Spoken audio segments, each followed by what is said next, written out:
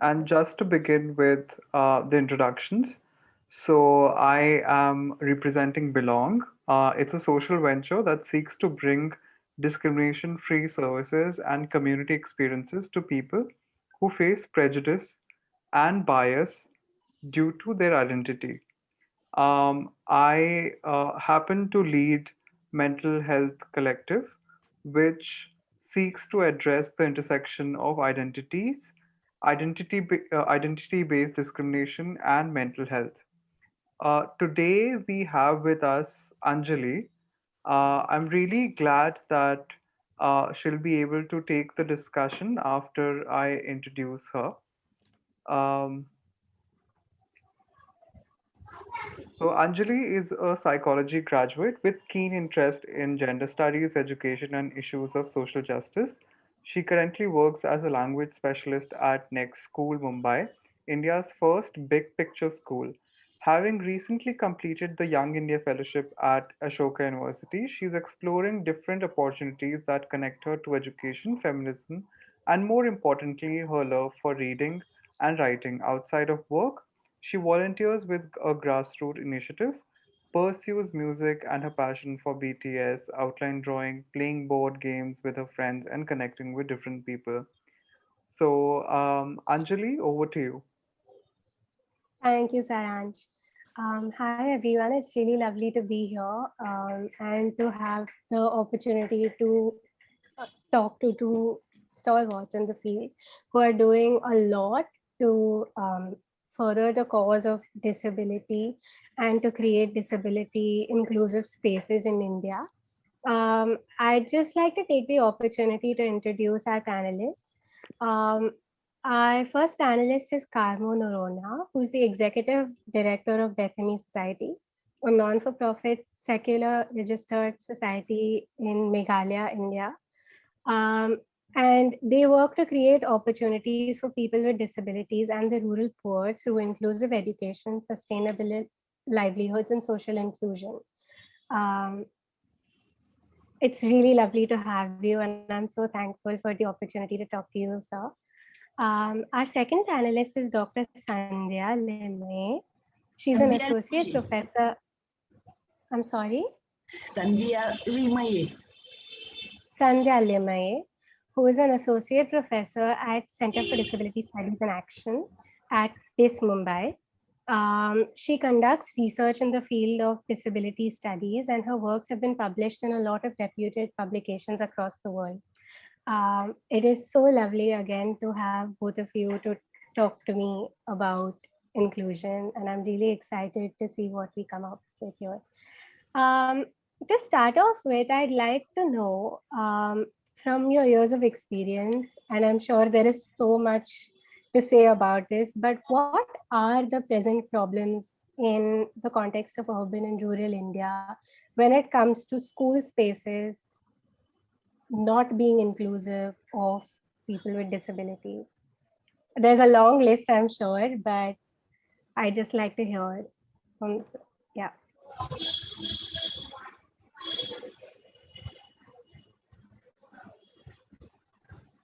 Sandhya, you would like to go ahead or do you want me to speak? It's Anjali, okay, do you want Carmo, to you can speak? go ahead. Yes. Yeah, okay. Good evening and thanks so much. Um, just to give you a background, I've come from a mainstream background of education and so worked in a lot of urban and rural areas in private schools for nearly 20-25 years. And then I moved on to, I mean, I was very interested in rural development. And so I left urban areas and I came to the Northeast. I came to Shillong and joined Bethany Society and worked on rural livelihoods and so our organization was essentially a mainstream organization started for rural development, and then along the way we came across young children with disabilities. I mean, this was before I joined, and the person who started the organization, it was started in 81, but in 1985 she actually identified some children who were blind, etc. And she came from a mainstream background, and she brought them to a hostel in a place called Tura, which is a district headquarters, and she admitted them into government mainstream schools. That's in 1985, believe it or not, and trained them in the hostel, but insisted on putting them into government schools because she was a nurse, so she was not an educationist, and tried to change the system, uh, but failed after a few years, and then she was forced to start a special school. So if you ask me, I think the major problem is, in terms of discrimination, is it's mindsets. Essentially it is mindsets, and uniformity. Everybody has to conform to its uniformity, and there is no space for diversity. So I think the first challenge is, of course, attitudes, and combine that with inflexible curriculum, inflexible systems, and a whole concept of one size fits all. I mean, our education system is absolutely archaic. I mean, it was built for. I mean, it came from a Western mode for catering to an industrial society where everybody had to sit on a table and plan, fix people to fit into roles. It wasn't meant for. It wasn't meant to lift, and in spite of it, we've got such wonderful people coming through the system. But I think that, to me, in terms of thing, is the inflexibility of the system, and also mindsets where people don't believe that if you are different from the normal, that you need to be segregated. And so one of our main tagline is, we only segregate garbage. And we literally do that as part of our environment management. We actually segregate garbage and convert it into resource, but that's our tagline. Anyway, that's an initial comment. Amazing. And absolutely makes so much sense.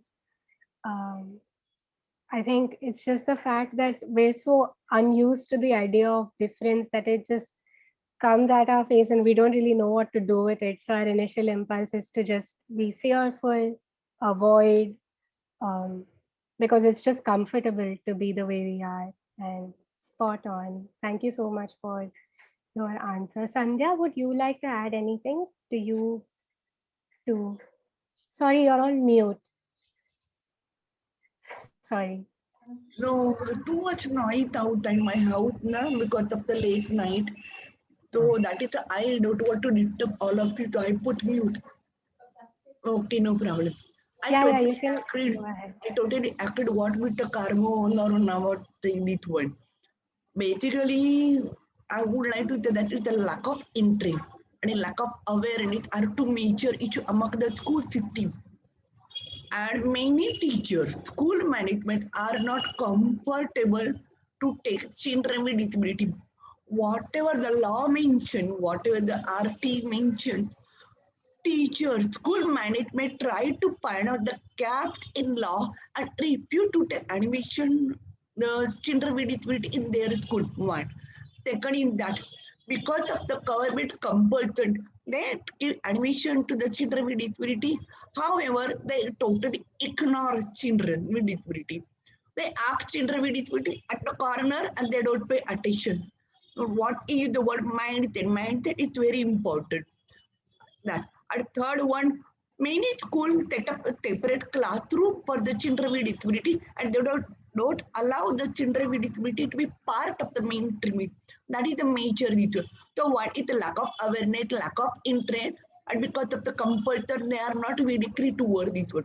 Third one is that many schools are very clear to take the children with disability, but because of the lack of training, because of the lack of funding or inadequate funding, they are not able to create the safe environment. That is the major issue. So I'm just giving the idea is that teacher issue, school management issue, and that trainee program and that funding problem. Right, absolutely. This is really important, and I would like for both of you to share some insights on this as well. That it isn't enough to just admit a differently abled student into a school, but to also have infrastructure set in which they can learn and thrive. As you said, they are brought into a classroom with 30-35 students and they're just pushed into a corner. The pedagogy is not suited to them. There aren't adjustments made to the teaching. um, Students they're occupying spaces with who are typical, so to speak, don't understand how to interact with students like this, how to create safe spaces for them. And so I would just like to get some insight from both of you, given that you've done so much research and work in this field, about how you think the infrastructure lacks and how that impacts a child who's actually inhabiting this school space. Carmo, you could go ahead. You're on mute. Carmo, you're on mute. Can't hear you. I'll just unmute. Yeah. So, see, as I said, our organization is actually a mainstream organization, and our initial focus was not on education, and that came later on. And I joined the organization in '96, but and see, we worked on a premise that uh, from the whole, and especially when it came to the RPD Act and the United Nations Convention on the Rights of Persons with Disability. Plus, as I said earlier on, we had inclusion was our key, and we felt that you cannot have islands of excellence, where people where you run very, very good so-called special schools, okay, because then they do not I mean, the future for those children is not assured. The change can only come if we try and break systems. So we tried to work on a whole, I mean, and it's taken us many years and we're nowhere near reaching our goal, is what are the barriers that prevent children from getting included, you know? And we said that there are two ways of looking at it. One is you do disability specific things to improve the skills of children so that they get included. And the second is you look at disability inclusive strategies. That is, you have to keep knocking at systems and use the power of law. Okay, so that is one. And another thing we thought was that you need to showcase a model that works. You need to showcase a model that works. So 15 years ago, one of the things that we did was we tried to convert our special school into an inclusive school. Okay, and we tested the system. We got our school registered. We got our school recognized by the Department of Education. We forced them to recognize, and we started using the state curriculum, and we got it recognized up to class 12. And one of the things that we did, we appointed a totally blind lady as the headmistress of the inclusive school. Okay, because then she could look at it, and so from looking at 50 to 60 children with disability, today we have about 350 children in our school, out of which 60 are still children with disability, but the others are children without disability. And so in the school, and they are moving up to class 12. And so once you started showcasing the system, we then got into partnership with SSA schools and adopted, say, 10 or 15 SSA schools. And that system started to work. And then about 15 of us NGOs came together, and we are just finishing a project where we have adopted about nearly 100 SSA schools across 5 states. Okay. And so the important thing was to showcase that the system works, and also to change mindsets, as Dr. Sandhya had mentioned, that why do you, when you come to mainstream schools, you accept failure. No, children are going to fail or pass or will not perform. But when it comes to children with disability, you straight away start lifting the goalpost for them, that they are going to create trouble, that they're going to create. And one of the major challenges, and it's also mentioned by Dr. Sandhya, is that unless we change our teacher training curriculum, you're not going to have inclusion. The teacher training curriculum is still catering to a one size fits all mode of training.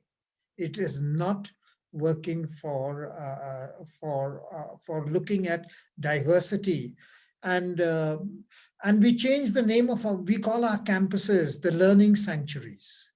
So, and it brings in the whole concept. A sanctuary is a place where people feel safe, where people feel wanted, where people feel welcome. And you have the, so you,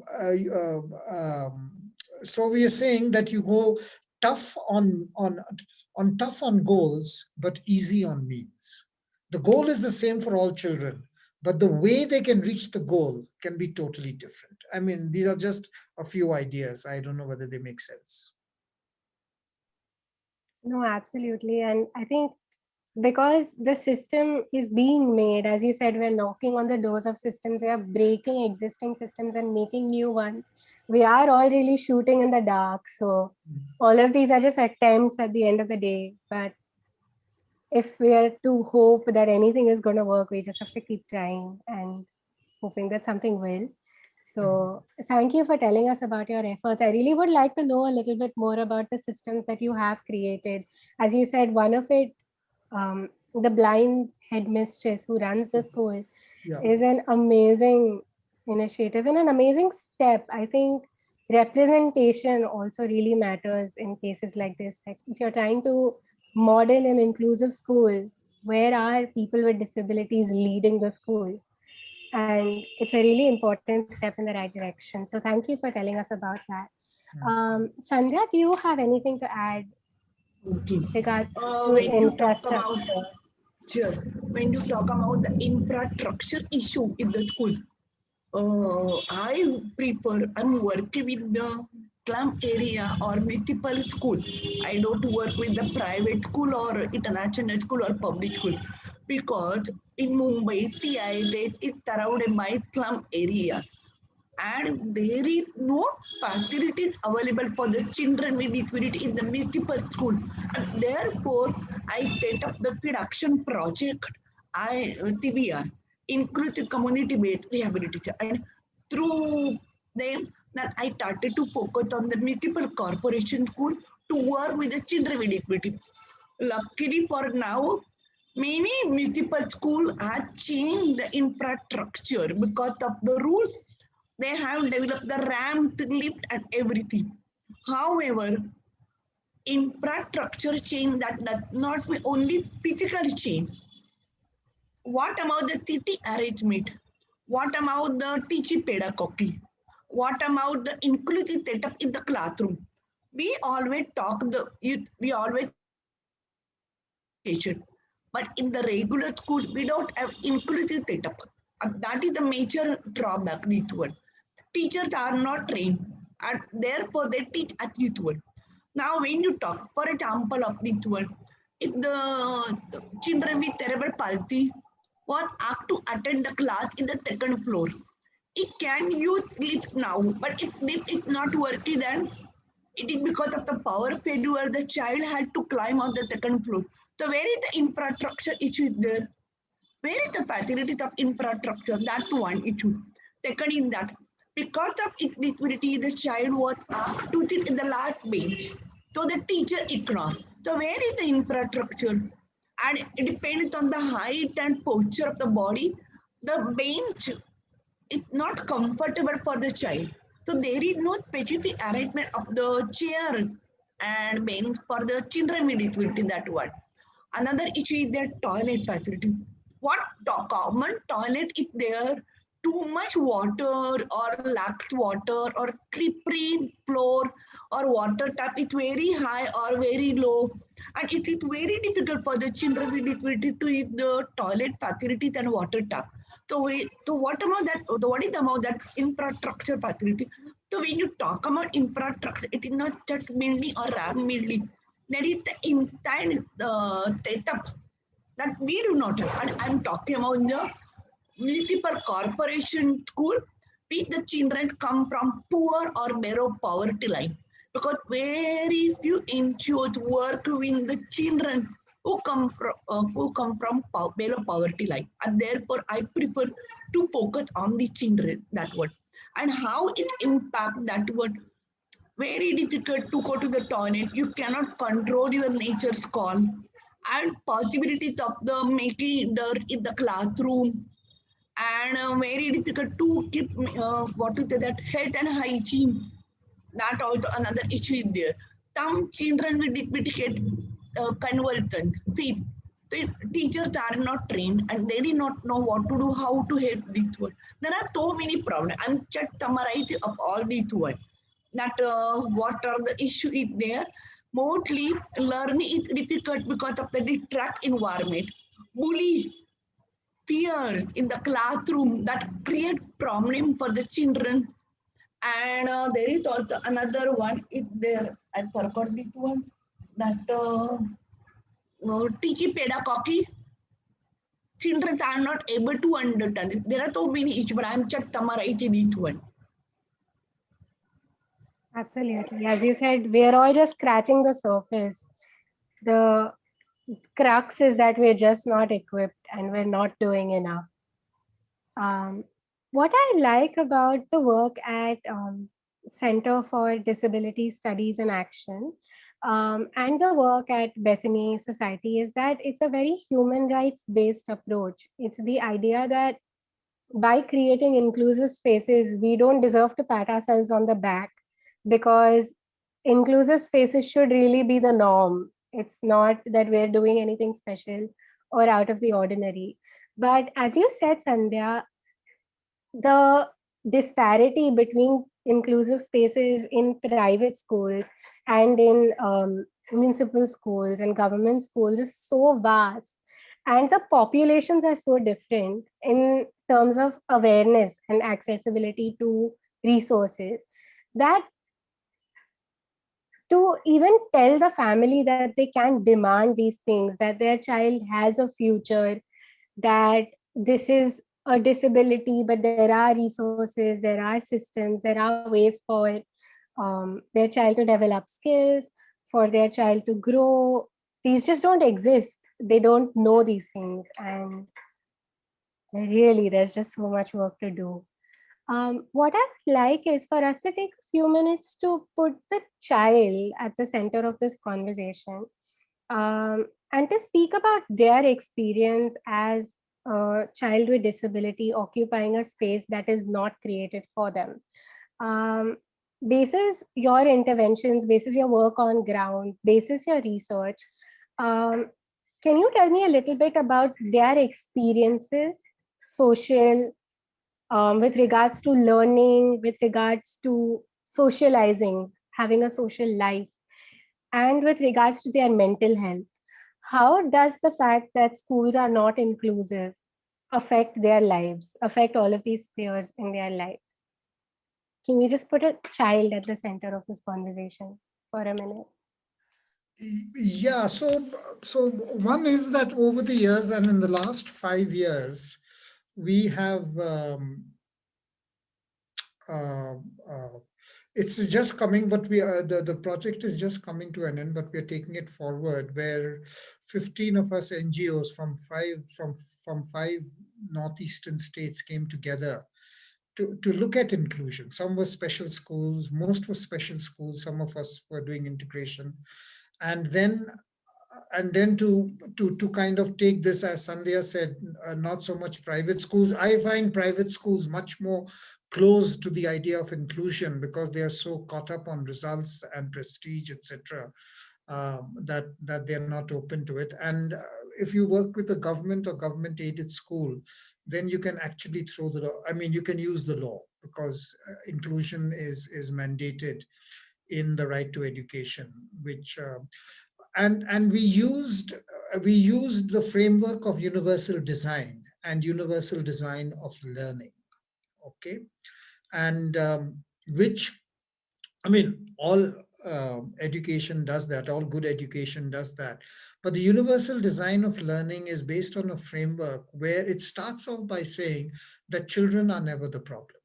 It is, it is the methods, the means, and the media that prevent them from learning. You know, and the whole focus was essential for some, good for all. So whatever you do for by putting a child at the center, and if there is something essential for that child so that that child can access, then it's good not only for that child, it's good for all the children around. Okay, and the whole concept of universal design, we moved away from talking about children with disability, and we started talking about a classroom with children with variability. And when you start looking at variability, then you start looking at gender. You start looking at mental health. You start looking at disability as one of the variabilities that is present in the classroom.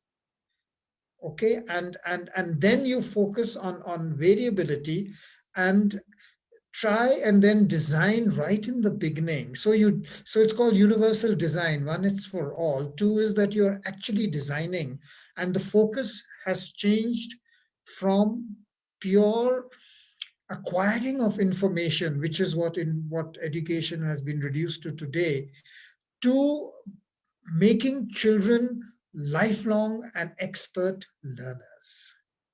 Okay, and the whole focus in universal design of learning is that you look at three areas: the what of teaching, the why of teaching, and the how of teaching. And the why is, unless you have children engaged, they will not learn. Okay, so you provide multiple means of engagement, multiple means of representation, and multiple means of action and expression. So an examination system, and we have used it, cannot be only a paper pencil test. If children have really understood a concept, the only way to find out is not through a paper and pencil. It can be through drama, it can be through art, it can be through things, because you're trying. So that is the whole concept. And then we have worked on a whole new focus on lesson plan designing and teacher training and all that kind of stuff, using the universal design of learning, which always puts in the child at the center of the education. Earlier on, what it was the textbooks, the curriculum, and everything was at the center, and the child had to be fixed to access the curriculum.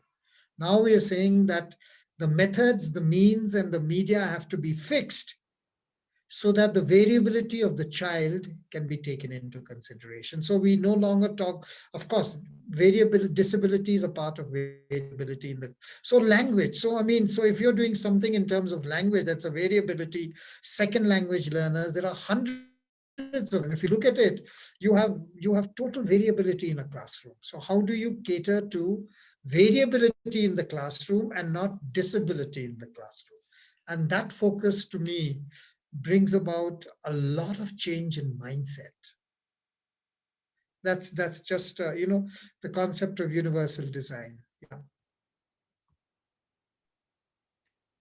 Fascinating. And I'm quite glad. I think the system is moving towards universal design and keeping the child at the center of their education much more. Realize that transactional education just It serves no purpose at So, all. so for example, I'll just give you another example. In our school, so we have children who are deaf, who are hearing and speech impaired, children with autism, with children, and like they mix around with them all day. So all children learn sign language, and they find it fascinating.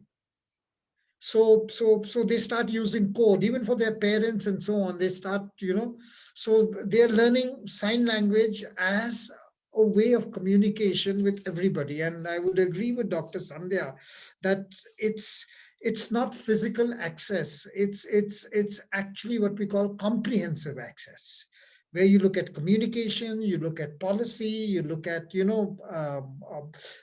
physical access, but like comprehensive access, and children find it fast. For example, mathematics. For mathematics, we teach right from KG level, everybody learns the abacus. Okay, so abacus is a way of, I mean, it's been used for children who are blind, but the point, we know that it's an excellent inclusive teaching learning tool for all children, you know and then it's great when you blindfold some children who can see and get them to do the abacus with the others, and they also start then appreciate in the same classroom. When you are like writing something, you have a child who's blind who's using braille. You have a teacher, instead of having a special school, you have a teacher who's signing, and the deaf children are writing, and then you have others who are writing on paper. So it's a tremendous appreciation of diversity and variability. And if they grow up with that, then they realize that this is the normal. Okay. And so that those are some of the experiments that we are trying out. And of course, I think ICT is a tremendous leveler. Technology to me can bring about a lot of equity.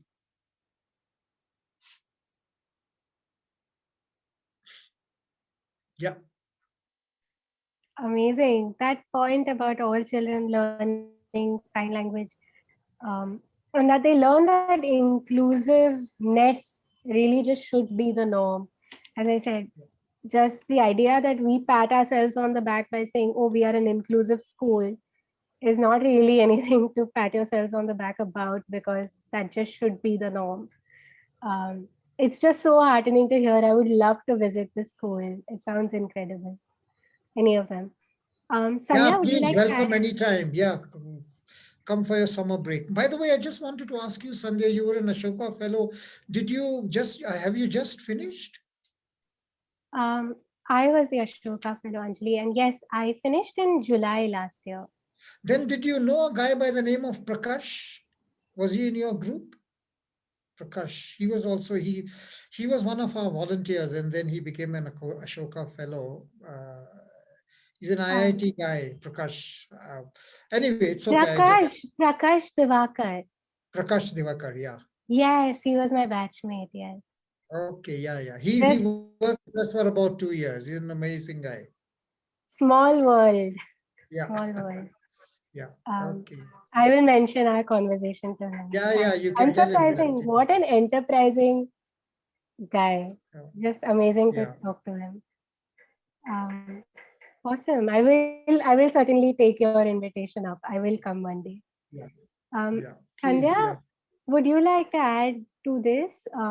By putting children at the center, um, how do lack of inclusive spaces impact them emotionally, socially, physically, and their opportunities in life?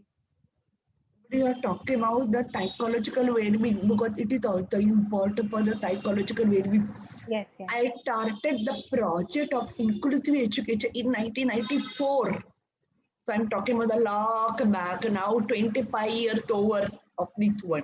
And I experiment.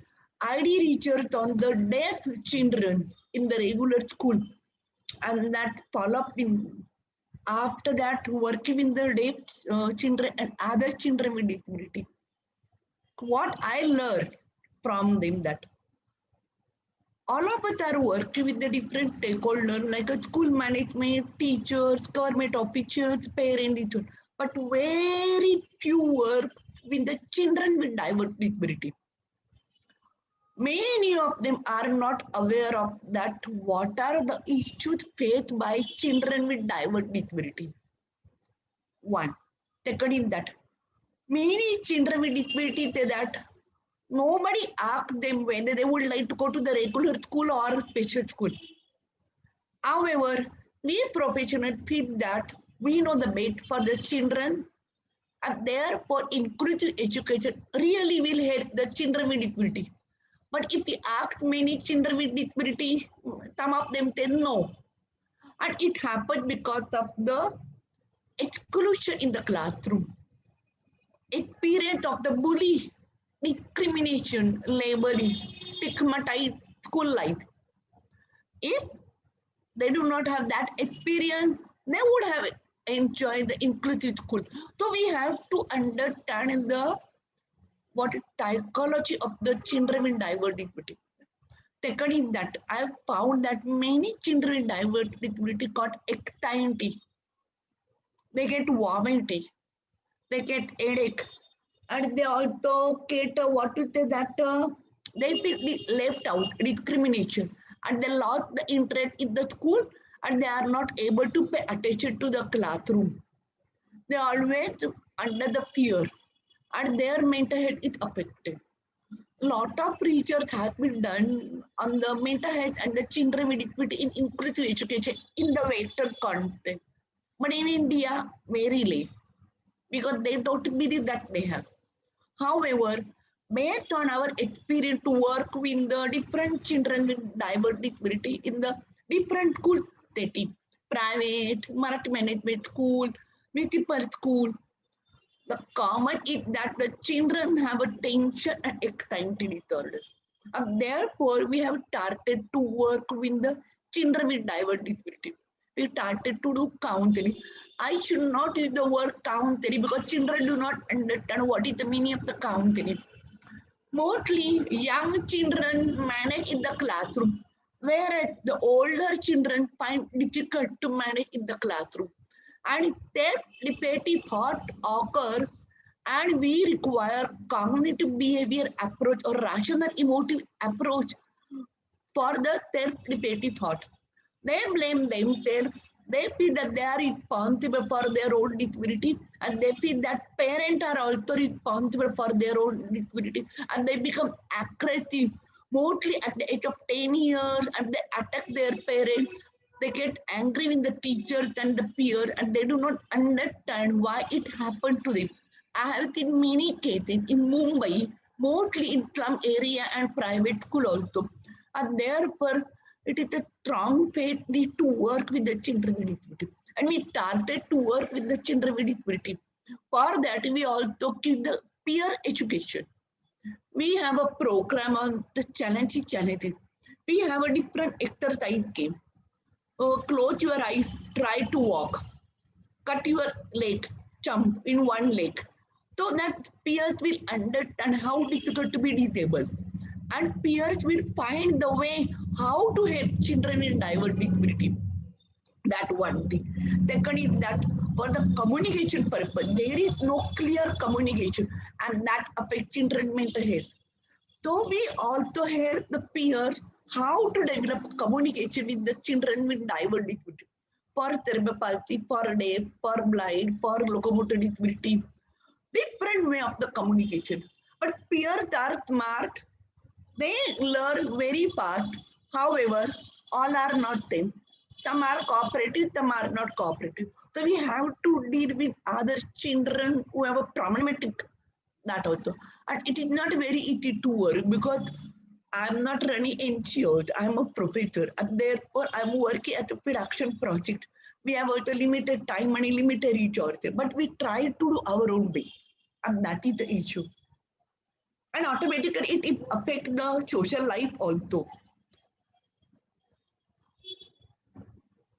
Yeah. Yeah. I mean, I don't have anything to add. You said it's too much need for change. And it's sort of heartbreaking when you hear about them feeling responsible for their own disability. That's what happens when you have a system that makes you think that success and rewards and achievement is all that matters. and then they feel like they are the problem because they're not being judged on the right parameters. Yeah, so much that needs to change.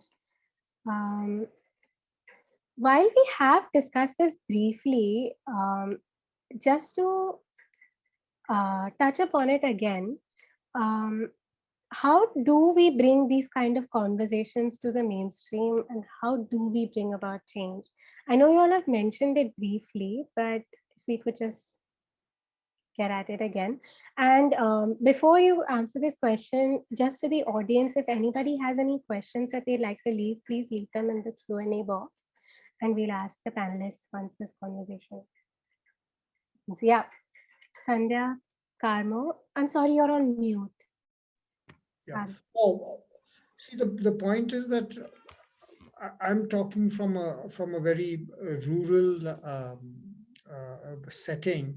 So initially, and to kind of back what Sandhya had said, our major focus, in fact, my major focus on disability, like when I started kind of joined the NGO and all that.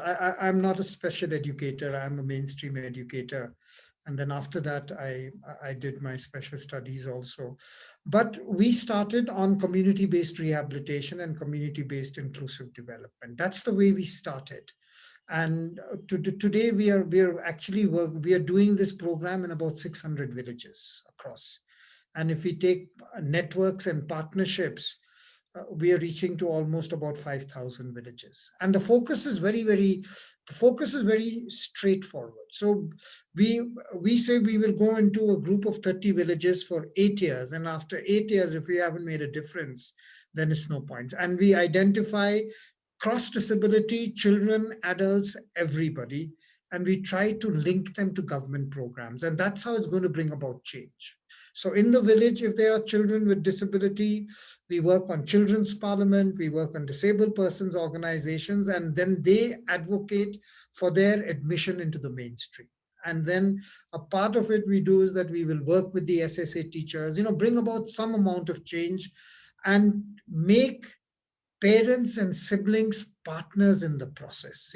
Teach them sign language, teach them braille, teach them orientation and mobility. And so these children then move into mainstream government schools in the village. So our experience is not with the village, etc. I mean, there are many challenges. Many children with multiple disability get left out because we are in a very hilly area, and to reach the school also becomes a big challenge. Wheelchairs, government will come and give wheelchairs. I mean, we've got examples of families where they have bought 4 or 5 wheelchairs and they can't use them, including some blind people who get wheelchairs. And they say, we don't need wheelchairs. So that is one area. The other point is that we try and focus, like, for example, mental health. And we say that mental health is not an issue with children with disability or people with disability. Mental health is an issue for the general population. And how do you tackle mental health? And also when it comes to, say, behavior, I mean, I have asked principals, what are you talking about misbehavior? Are you telling me that in your school no children misbehave?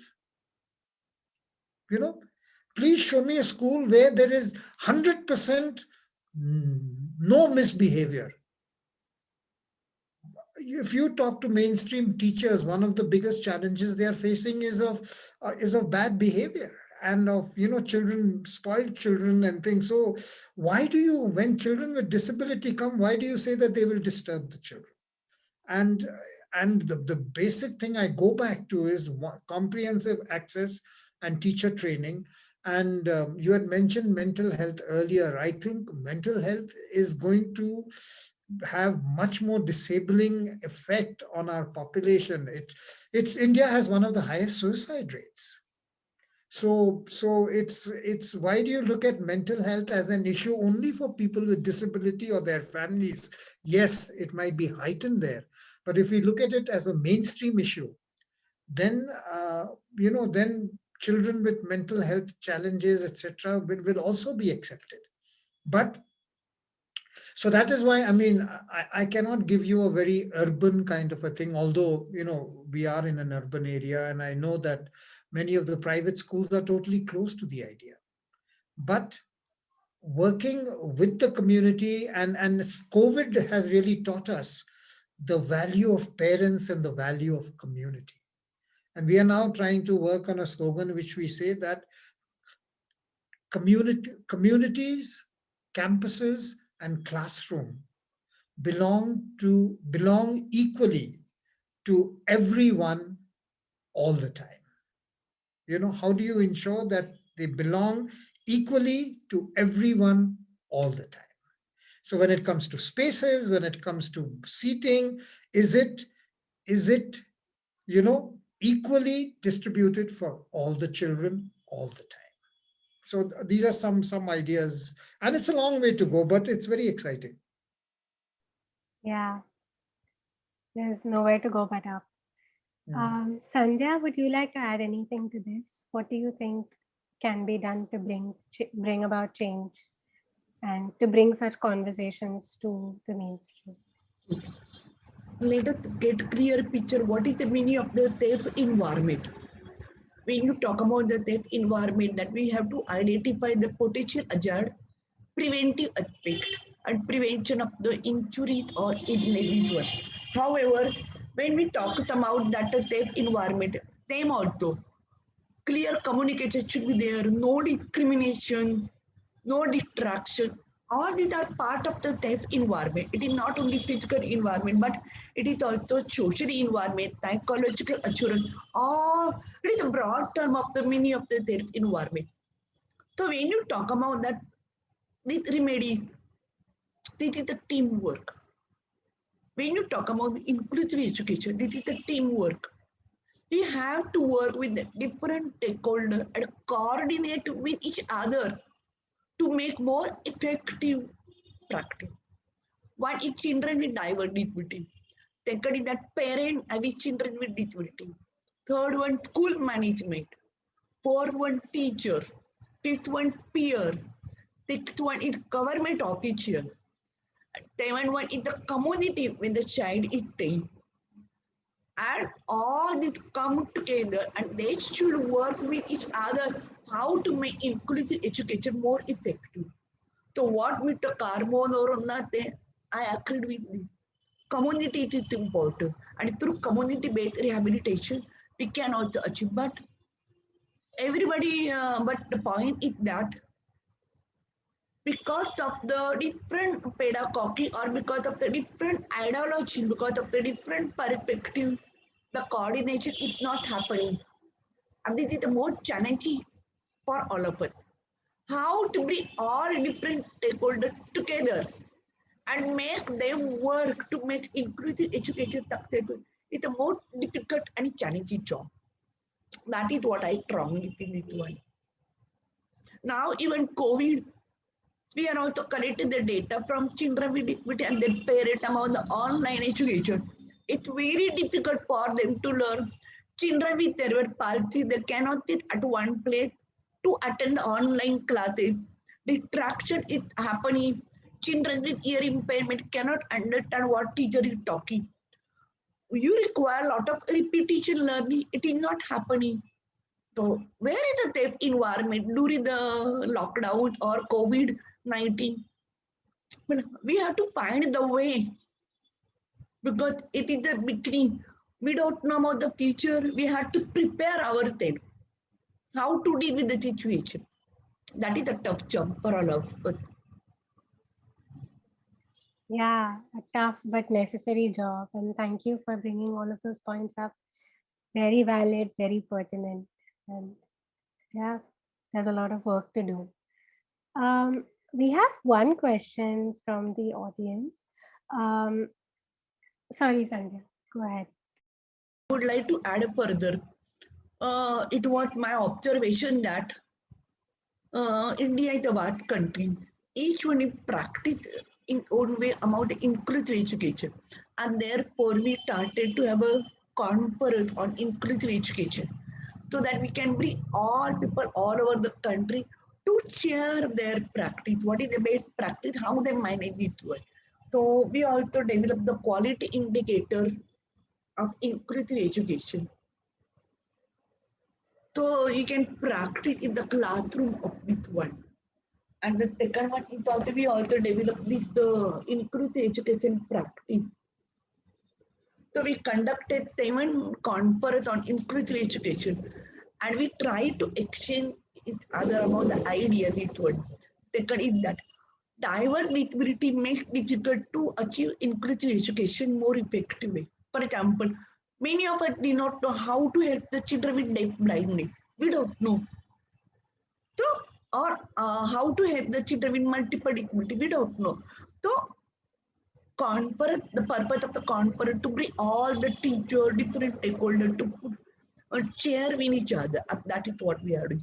Second, in that we started to collaborate with the APD India, Association of the People with Disability Bangalore, and we also developed the inclusive education curriculum for the grassroots level worker so that they can give training to the grassroots level worker in the small village and explain what is the inclusive education, how to achieve each one. So this is the effort we made. But I am not saying that we are the great or we are the success. There are so many more issues come up and we have to learn how to deal with that. Thank you. Absolutely. It's an ongoing effort. And I don't know if we'll ever truly be fully inclusive, but we have to keep trying. That's the goal. Um, coming to the question, Xenia asked that, so Xenia shared that she's worked at an inclusive school where children with special needs, differently able children, as well as children from low income backgrounds, were all studying and occupying the same space. And she was intrigued by the interactions between neurotypical students and neurodivergent students, and how there was empathy and discrimination at the same time. And she asks, how would you suggest we sensitize neurotypical children about differences? Um, Carmo, you also mentioned that at your school, children are learning sign language as they are learning English and other languages. So, and you mentioned that you run inclusive schools. They are mainstream schools where children of disabilities cohabit space with neurotypical children. So, I would love to hear from you and Sandhya about how exactly such inclusive spaces work and how you sensitize neurotypical children.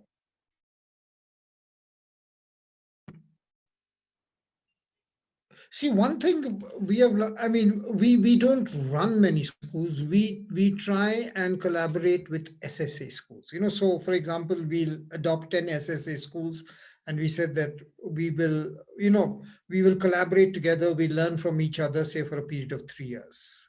Okay, and uh, and then of course through a project like these are schools in villages, and we are now in an urban area in Shillong. So we call them for say from we get a bus and get like school children say from class 5, 6, 7, and they put them in a bus.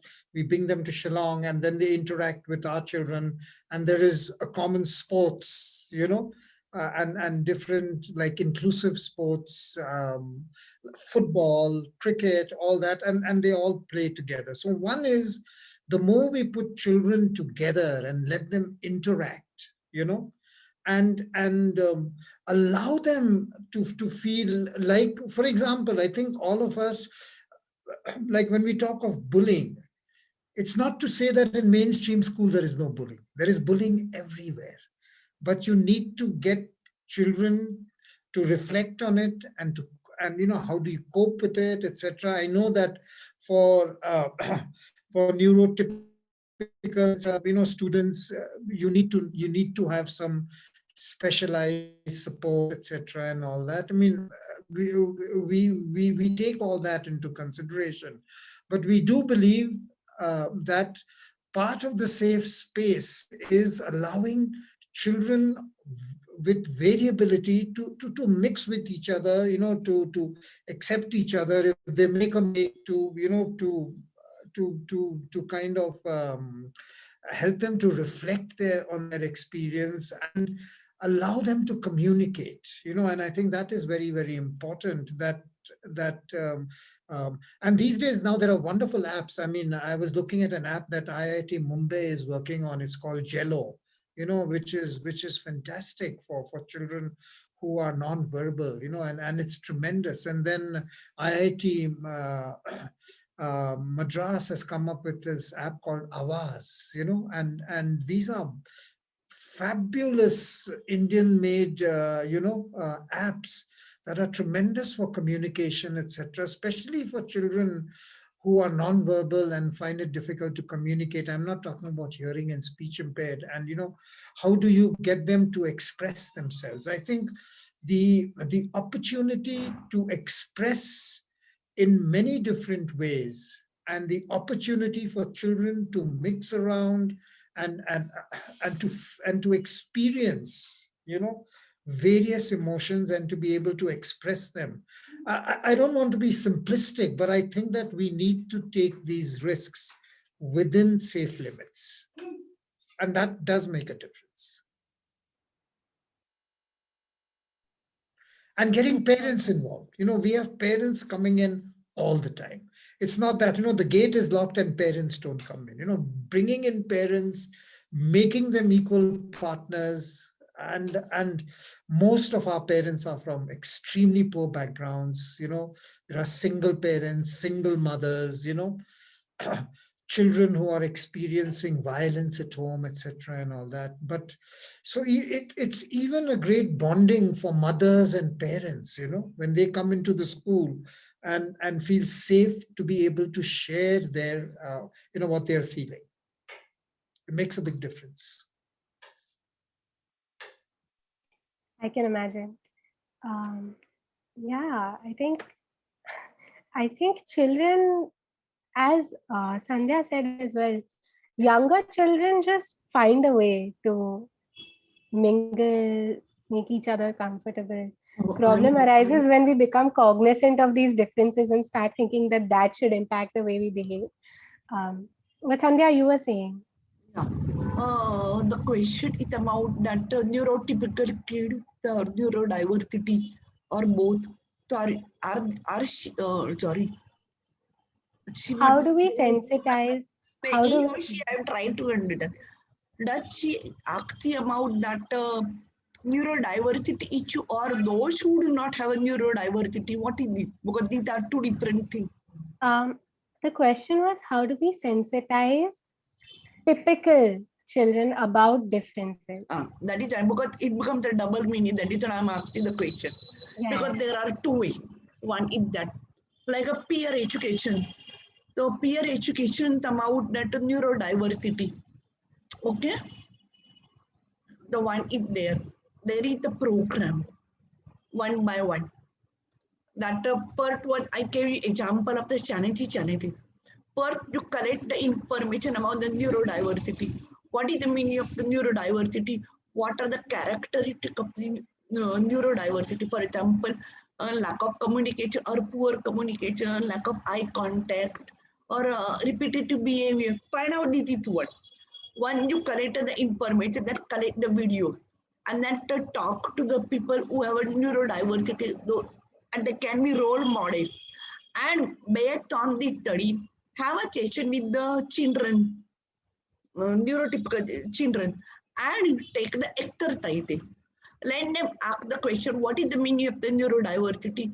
What are their beliefs about neurodiversity? Let them speak to this one. So many questions will come up, and then they will say neurodiversity means pagal hai, neurodiversity means this hai, humne Shahrukh Khan ko dekha, whatever it is, they will tell you. So you have to find out what children know about neurodiversity. And then you can select the myth and myth concept and explain what is the meaning of that, what is the meaning of that. And then you can do some exercises on the neurodiversity, make them experience about how to feel to become a neurodiversity. And then let them ask the question based on this one, and then explain them how they can help children with neurodiversity in a different way. So that one exercise, and it takes too much time because it also depends on the children age. It is better to have a children from 7th standard onward, because by the time the children learn how to think, how to absorb new ideas, and how to help them. Whereas the young children find difficult to understand the meaning of the neurodiversity. So you can take the young children mostly 7, 8, 9, 10 standard and then discuss with them that one thing then. And it takes the time, and you may have a differentiation for that. One full day is required. If the children cannot cope one day, have 1 week, 1 hour every day. So that becomes sensitization about that. And then you can bring the children with neurodiversity. Ask the children to interact with the children with neurodiversity. Observe this. Explain them how to help, how to be sensitive of that issue. So that you require one full week exercise, and that exercises will help the children to get clear picture about that neurodiversity, and they will also change their perception. That is important. Young children now they can change their mindset very fast. That one. The second part is that if you decided to work with the children with neurodiversity, find out what are their feeling about the children without neurodiversity, because you cannot clap in one hand, you have to see both sides. Find out what are the issues faced by the children with neurodiversity, find out how they struggle to cope with it, and you can bring the topic to the children without neurodiversity and ask children without neurodiversity to find a solution. They may not have, but they will think about that. Oh, this is the way. I never thought about that. I have to do this. Then you can ask, okay, you know the Shah Rukh Khan film, what they have done. Find out this one. Children will find out the way. So you should have to bring both parties together, discuss separately, and then have a session and then bring them together. It really helps. We are doing the same one. I hope I'm able to answer that lady's question. And I would be happy if she Absolutely. contact me. I'm happy to write down the module. There is a toolkit module. I will help her. That would actually be really interesting. I think I will contact you for that myself. That would be really enlightening. Um, Great. That actually brings us to the end of our discussion. Um, I'd just like us to just share our hopes for a disability inclusive world. Just final thoughts. And yeah, and Yeah, then that my last thought concludes is the that session. Thank you. yeah, if we're talking about inclusion, we have to move from label. I mean, you put the child at the center, so we should move from labels to learners. Move from labels to learners. Don't label. Talk about variability, and so even like and don't make it too technical. You know, they're all children. And what are the barriers that prevent children from learning and from feeling safe, and work on those barriers, and don't work on the children. Don't label children as blind or this or intellectually autism and all. They're all children, and that is the biggest mindset to break, from labels to learners. Amazing. Thank you.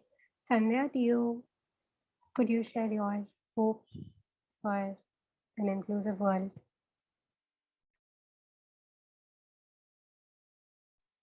Sandhya? Yes. Yeah. What is the question? I'm Your sorry. your hope or vision for children with disabilities. Please hear the voice of children with disability. Please. Don't tell that they are children, they don't know anything. Don't say like that. Please hear the voice of children with disability. That is my slogan. Absolutely. Simple, but more than enough. Yeah. I just want to thank you for your time and for engaging with me, humoring me, answering all my questions. Um, I really appreciate it, and I have learned so much from this. I'm excited to visit your school and get those modules from Sandhya, and I've taken so much away from this. So thank you so much. And over to Thank you, Mr. Carmo Noronha. Thank you everyone for being here. I couldn't thank you enough to, for you to take your time out, and I hope a lot many people actually take out stuff from this discussion and implement those in their lives. So thank you so much, and I really, wish you a nice day ahead. um, you know we'll be in contact with you, obviously, because we need to learn a lot more stuff from each of you. So thank you everyone. Thanks, Thank, Anjali, for moderating yeah. the session. thank Thank you. you. Thank you. Thanks very much. Good night, and come to Shillong sometime. Will do. I'll definitely do. Yeah. Thank you. Okay. Good night. Good night. Yeah. See you. Bye. Thank you. Bye. Bye. Yeah. Bye. Bye.